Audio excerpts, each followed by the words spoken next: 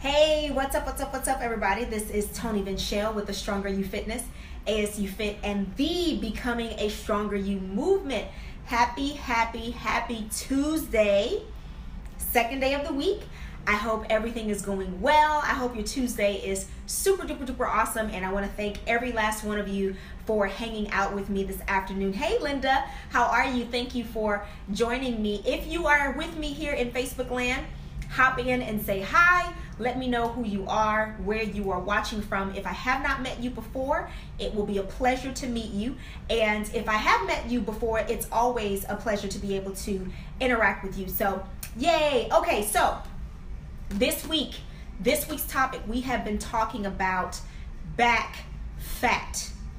So yesterday, we talked about the underbra back fat. So that back fat in the upper part of the back. And we talked about where that comes from, why you have it, and what you can do about it. So hey Sheegan, thank you for joining me today. How are you? So let's go ahead and go over the agenda for this week. So today we are going to be talking about the lower back fat. What is lower back fat, where it comes from, why you have it, and what you can do about it. Tomorrow we are going to be talking about the deadlift and how important that is to your back health. And I'm going to be going over a couple of demonstrations tomorrow, some different variations of the deadlift and helping you understand how those muscles work. On Thursday, we are going to be talking about how yoga and Pilates can assist you with getting rid of that back fat. Sheegan says, one-eyed, but good. Hope you good too. I'm good too. What happened, Sheegan? Oh my goodness. I hope everything is okay. Hey Tashnisha, thank you so much for joining me this afternoon. And then on Friday, 5 Tips Friday, I am going to be going over 5 tips. Hey, 5 tips that you can implement immediately to help you start getting rid of some of that back fat, whether it's upper body, lower body, side back. We're going to help you get rid of your back fat with some tips on that this week, okay? So, okay, getting into our topic for today, pink folder. We all know when the pink folder comes out, the knowledge comes in. So let's go ahead and start talking about that lower back fat, okay? So here's the reason why you have the lower back fat. Lower back fat is an indicator that when you are eating your meals, your body is releasing too much insulin. So remember yesterday we were talking about the underbra back fat, the upper back fat, and I said that that is an indicator that your insulin release trigger is not working properly. So it could be too high, it could be too low. Well, the lower back fat is a definite indicator that your body is releasing too much insulin when you are having your meals. So one of the first things that I will tell you is that if you have lower back fat and it is a constant issue for you, then you definitely want to make sure that you get with your general practitioner or your naturopath or your nurse practitioner, your PA, whoever it is that you have managing your healthcare, and make sure that you get a blood panel done or some blood work done, some type of testing done to make sure that you are not either diabetic or pre-diabetic. Now, here's one of the questions that you need to make sure you are asking your healthcare practitioner when it comes to these tests. Hey, Tamora, how are you? Assalamu alaikum. Thank you so much for joining me this afternoon. Here's one of the questions that you need to ask when it comes to these tests. And you need to ask this question because a lot of times if you don't ask the question, they won't tell you. You not only need to know whether or not your blood work or your labs are good or bad, you need to know how close to or far away from optimal your lab work is. So if you go in and you are speaking to your practitioner, whether it's your nurse practitioner, your PA, your GP, your naturopath, whoever it is that handles your medical care, and you say, hey, let's run the test, I want to make sure that I'm not diabetic, so on and so forth, you may get the results back and they may just tell you you are not diabetic. Says, I'm okay, just had thyroid mess with my eyeballs, but I love you, Sheegan. Thank you. But I hope that gets better for you. I really do. I hope that you are listening to your care team and utilizing what they're giving you to help you out with that. But back to the testing. You may get the lab results back and they may say you are not diabetic, which is fine. And they may say you're not pre-diabetic either, which is fine. But the question should be, how close to, hey Miss Nifa, thank you for joining me this afternoon. How close to optimal am I? Or how far away from optimal am I? So for example, you may tell me that I'm not pre-diabetic, but if I'm 2 points away from being a pre-diabetic, then to me, that's just as bad as me being a pre-diabetic. Does that make sense? And so it's important that when you are having these appointments with your practitioners, that you are asking the right questions. It's not enough for you to tell me that I'm not pre-diabetic or that I'm not diabetic. What I need to know so that I know where I fall on the spectrum is how close to or how far away from optimal my lab work really is. Because if I'm not pre-diabetic, but I'm 2 points away from being pre-diabetic, then there are still a lot of changes that need to be made. Otherwise, I may jump straight. I may not even become pre-diabetic. You may go straight into becoming a diabetic.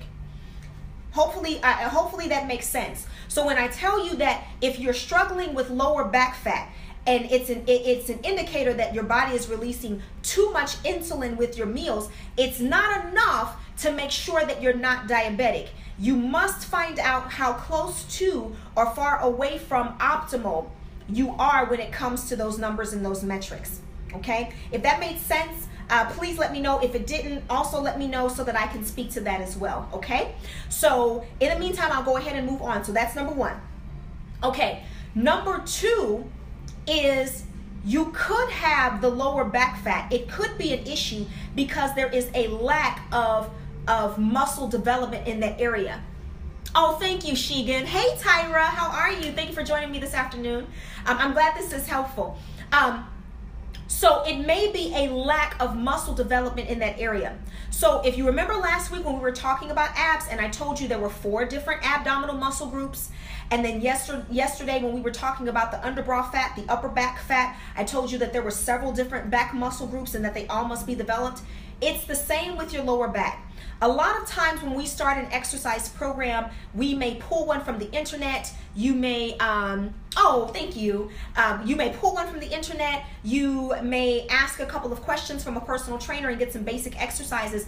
But if you are not utilizing all of the exercises or a variety of exercises to make sure that you are targeting the different muscle groups in that area. Hey Tisha, how are you? Thank you for joining me this afternoon.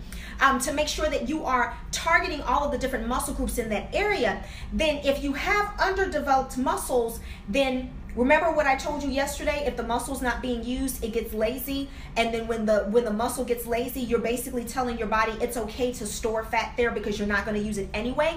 That is literally what happens. So I want to show you something. Because in your lower back, you've got your erector spinae. Those are the muscles that help to balance your spine. You've got your glute muscles, your obliques, you've got your lumbar muscles. So I want to show you this photo.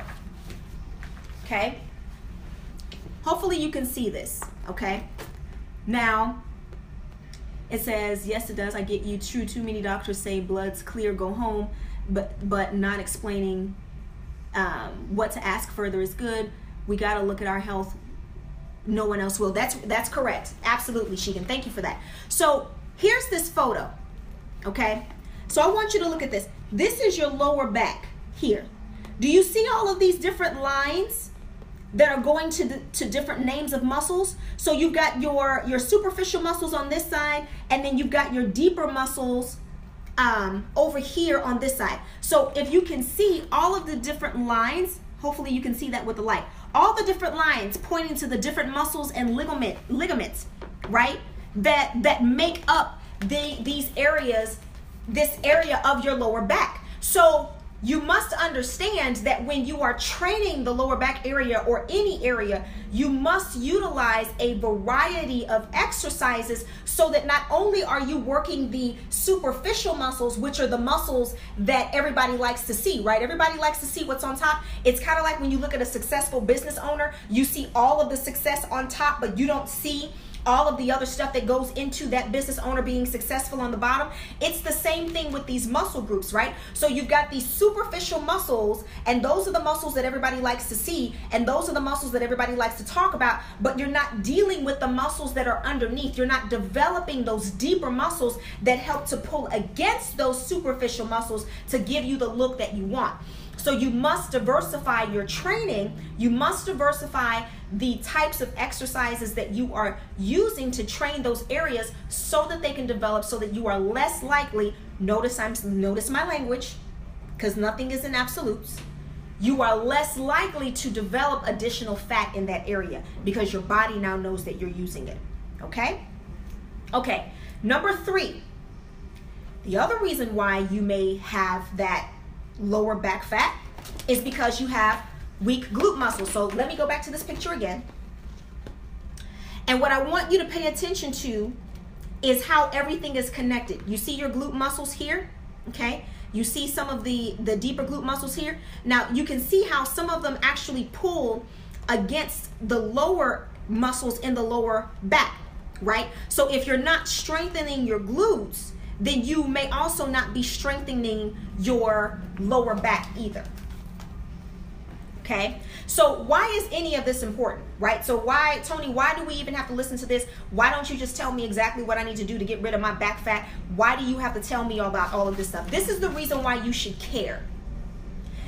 And I need you to understand that the reason why you should care is more than aesthetics. We've got to get out of this mentality that I am only working my body because of what I wanted to see, because of what I wanted to look like, which is totally fine if you have aesthetic goals. But you must start to understand how your training or lack thereof can affect you in the long run. So here's why this is important.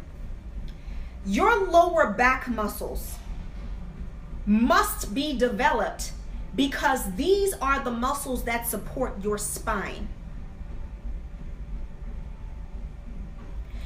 And without getting into a full lesson in physiology, your spine houses all of these nerves that control everything throughout your body. It controls the fluid that goes in and out of your brain. It controls whether or not you can use your hands, whether or not you can use your legs, right? So developing these lower back muscles helps you to support your spine. It also helps you to strengthen your abdomen. One of the things that people don't realize, especially when you're looking at smaller people, so when I look at smaller people and they talk to me and they say, hey, you know, why am I small and why does it still look like I have a gut? Or why does my stomach still stick out? Your stomach still sticks out, not necessarily because you have a lot of body fat. Your stomach might be sticking out because your lower back muscles are so weak and have atrophied that your abdominals are now carrying or attempting to carry the weight and the responsibility for the front part of your torso as well as the back portion of your torso. And so if you're not strengthening your lower back, then you are also putting too much pressure on your abdomen, which will eventually weaken your abdomen. Why is this a problem? Because typically when people end up with knee injuries, the first thing you want to say is my legs aren't strong or my legs didn't do this. No. Most knee injuries, even those that are associated with age, are due to a lack of development in the abdominal area. What am I saying? A weak lower back will lead to weak abdominals. Weak abdominals will lead to knee injuries. And as you start to age, your ability to recover from injury becomes more and more debilitated. And so the way that a 13-year-old or an 18-year-old or a 22-year-old may be able to sustain and heal from a knee injury is not the same way that a 49-year-old or a 55-year-old or a 72-year-old will be able to heal from a knee injury. If you are in your 50s or your 60s or your 70s, a knee injury could potentially mean a prolonged term of being in a wheelchair for you. It could mean a lack of access to things that are just around your house. You understand? When you are looking at older people, a lot of times who have really nice muscles and they have really nice, what you are looking at is years of muscle development. And so if you have not already started strengthening these parts of your body, utilizing resistance training, changing the things that you are eating, developing that muscle memory, developing that muscle maturity, if you have not already started, understand that the longer it takes you to start, the lower the quality of life that you would have as you get older. So that's the reason why I need you to understand, number one, where the lower back fat is coming from and why you should care about the fact that you may be accumulating fat in that area. Okay? All right. So now that you have the foundational information, you have the background information, let's talk about what you can do about it. This is week 6. You should already know the first thing that's going to come out of my mouth. Typically, if you have lower back fat, it's because you have fat everywhere that should not be there. Yes. So this whole idea of, I just want to get rid of my lower back fat, I just want to get rid of my back fat, yeah, you've got to stop doing that because it's not okay anymore. Okay? So in order to start getting rid of fat everywhere, you must begin to change the way that you eat. Point blank and period. I will tell you that if you don't like green vegetables, I've heard this before, I don't like green vegetables, I don't like green vegetables, I don't eat green vegetables, I don't eat spinach, I don't eat that, I don't eat this. Well, how about this? If you don't start eating some of that stuff, you're going to be eating a lot of pills in your 60s and in your 70s and in your 80s if you make it to your 60s and your 70s and your 80s.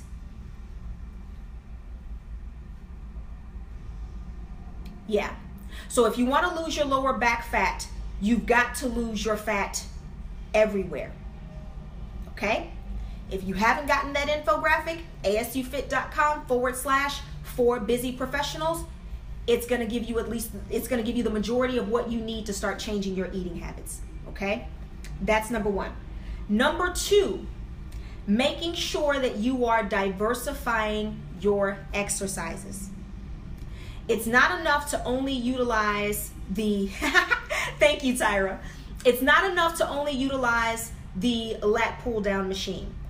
It's not enough to only utilize the rows. You've got to utilize a combination of your lat pull downs, the different kinds of rows, the 1-arm rows, the 2-arm rows, the cable rows, the Romanian deadlifts, the stiff leg deadlifts, the one-legged deadlifts.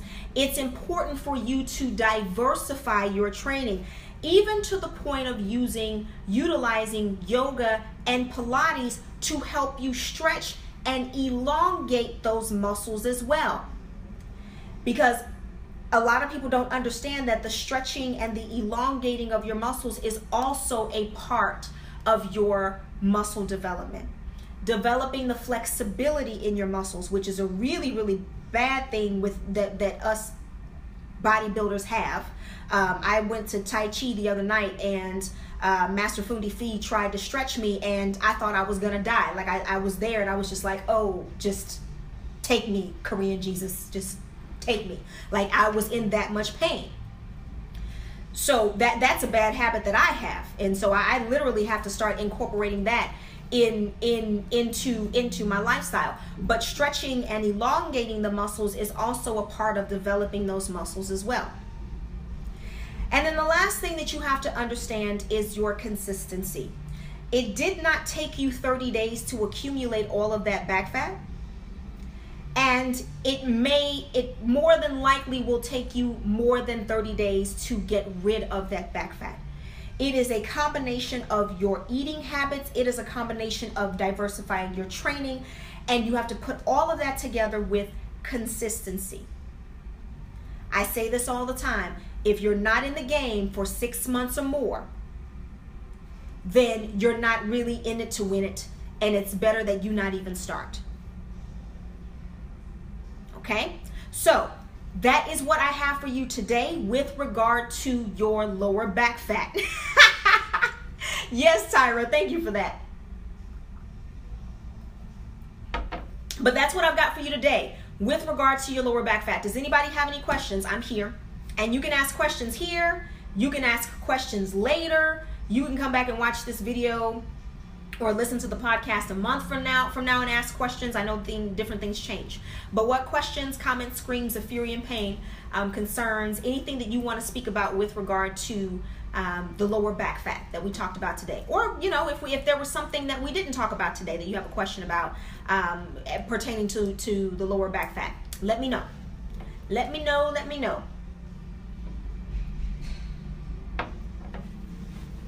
I'm here. Don't forget Facebook, Instagram, and Twitter at @AStrongerU, ASTRONGER, the letter U. And if you don't have that infographic, make sure that you get it. Get it, share it with your friends and your family. It will tell you how to eat, how to customize your meals without counting calories, and it's totally free at asufit.com/4busyprofessionals. So does anybody have any questions, any comments, anything that you'd like for me to address before we close out today? And don't forget to catch me tomorrow, because tomorrow we are going to be going over different variations of the deadlift to help you with some of that back fat. So tune in tomorrow, 12 noon Central Standard Time. Okay? I think I have spoken to everything that came through, and I don't think that we have any questions now. So if anything else comes up, let me know.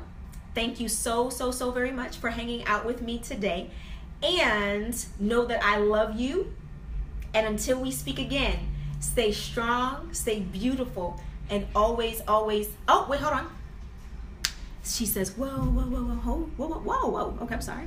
All of this must have come through later. It says, when you change your eating and incorporate plenty of stretching and exercise, will your results be quicker? So, that's a good question. It says, you, such a teacher, really share that we're doing so. Okay, so with incorporating the eating, now I will say this: if you change your eating, you are more likely to to not only notice the results sooner, but notice results that are more sustainable. Because see, here's the thing. So for example, I'll use myself as an example. My body responds really well to resistance training. I mean, my body responds really well. Meaning that I can do a workout today and take a picture tomorrow, and you will immediately see a difference in my body. Here's the thing. In order for me to maintain what it is that you see in that before and after picture, I have to make sure that my eating is on point. Because if it's not, then about 3 days later, those results won't be there anymore.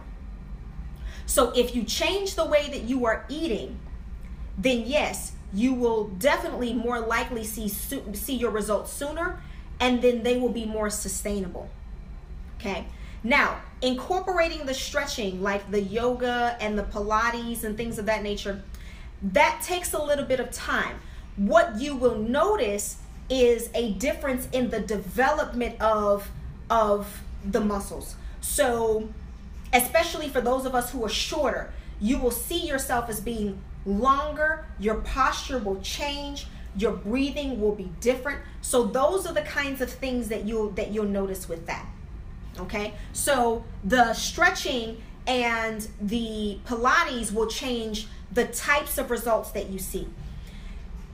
I don't necessarily like talking about speed when it comes to results, because everybody is going to be different. Everybody is going to be different. And so we must start subscribing to the idea of consistency and looking at this over the long term, right? Because I can change the way that I eat and change my exercise routine, and I can see results in myself in a week. Like literally in 1 week, you will see my body change. It's not the same for everybody.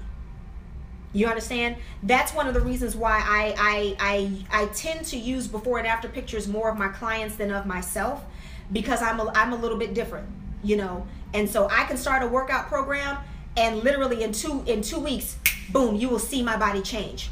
But it's not fair for me to put that out there and say, do this and change your body in 2 weeks. Eat this and change your body in 2 weeks. It's not fair because my body is different. That makes sense? So I don't want you to think that I was going around your question, but I want you and everybody else who might come back and listen to this to be realistic.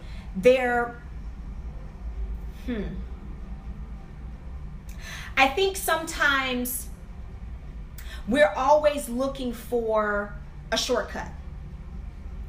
How can I make this happen? How can I make this happen quickly? How can I make this happen now? Not understanding that quickly for me is completely different than quickly for you. And so instead of looking at how quickly we can make these things happen, we need to be looking at how long can you sustain this behavior. And my Tai Chi master said something to me, and she says this to me a lot, but the second or third time that she said it to me, it really, really stuck with me. Or she asked me this question. She said, can you hold it long enough in your head so that you can get to hold it in your hand? That's right. Making it a lifestyle. Can you be consistent enough, long enough to cross that threshold, to get over that hump? Can you be consistent long enough to be able to see your results? Because if you're going to start something and you don't receive results in 2 weeks and you're going to quit, there was no point in you even starting. Because it's going to be that much harder for you to be able to get over the hump next time. If you're going to start something and quit in 3 months, there was no point in you even starting. Because it's going to be that much harder for you to be able to get over that hump the next time. Right? Now, you should be looking for things like, how do I feel? How do I feel when I wake up in the morning? Which may not necessarily translate to the scale. That may not translate in your before and after pictures. How do I feel now before and after my meals? That may not translate to the scale. That may not translate to your before and after pictures. How much more clarity do I have when I'm trying to complete everyday tasks? That doesn't translate to the scale. It doesn't translate in your before and after pictures. How much more manageable is my anxiety right now? How much less likely am I to get irritated in traffic now than I was when I started? You understand? So all of these different things, all of these different metrics, they don't translate to the scale. And they don't translate in your before and after pictures. But if you stick with it long enough, not only will you change the trajectory of your life for your later years, but you will also start to see the changes in your body. You must understand that the body itself, those aesthetics that we look for, those are a byproduct of everything else that took place before you were able to see that. The abs, the chisel, the cuts, the definition, all of that is a status symbol And it's a symbol of consistency for those of us who got it without doing drugs. Let me just go ahead and throw that out there. Boom, I said that. Says that's so true, and I agree. When I stay with it, I feel so much better in myself, and sometimes lose heart can cause you not to see it on the scales. Yes, absolutely. I'm glad you get it, Sheegan. So for those of us who have those results without the drugs and without the starvation, it becomes a symbol of consistency. When you look at my body, what it tells you is that I can start something and stick with it. It's almost like having a bachelor's degree, right? So you have the bachelor's degree, and then you have the master's, and then you have the PhD. And I'm going to say this, and don't get me wrong, I have a bachelor's, and I'm not disrespecting anybody who has a bachelor's. But let's be honest. The only thing the bachelor's degree proves is that you can start something and finish it. Which is why now you don't get paid as much for having a bachelor's degree. Does that make sense? So when you are looking at the body, when you are looking at the fact that you can now see your abs, or, you know, when I flex my biceps, which I'm very proud of my biceps, when I flex my biceps, they look really nice. You know, even my butt, what it shows me is that I can start something and that I can stick with it long enough for me to be able to see the results. You understand? So that is the mentality that we must begin to have when you start talking about your reasoning for working out, and your reasoning for eating well, and your reasoning for making these lifestyle changes. Can you do this long enough to be able to see the results and change the trajectory of your life in the process? So if there's anything that I want you to take away from these lessons that I have with you during the week, it's that one thing. Can you stick with this long enough to really change your life beyond what you say you want aesthetically? And that's what I hope I'm providing for all of you. I know that was long, but I get passionate about that kind of thing, and I just really want us to start to think more long term and not have who you are and your personality and your self-esteem so wrapped up in whether or not you can see your abs, or whether or not you can see the separation between your bicep and your tricep, right? So yeah, sorry about that if that was too much, but I felt like that was something that needed to be said. Yeah, I hope that was helpful. Are there any other questions? Hey, Misha, thanks for coming back. Hey, are there any other questions? Thank you, Sheegan. I promise you, I worked very hard for that. I wasn't born with that. I was born with something. Don't get me wrong. Like I wasn't. Thanks for sharing, Misha. I wasn't born flat butt. I was born with something, but what you see now was developed over time.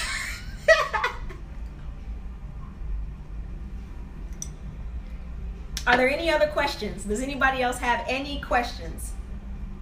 And the lighting in my office is like crazy today. Like it's like the sun wants to come out and then it wants to go back and then it wants to come out and then it wants to come back. I don't know. Whatever. I'm doing what I can with what I got. Are there any other questions about upper back fat, lower back fat, any of that? Anybody have any other questions, comments, screams of fury and pain, anything?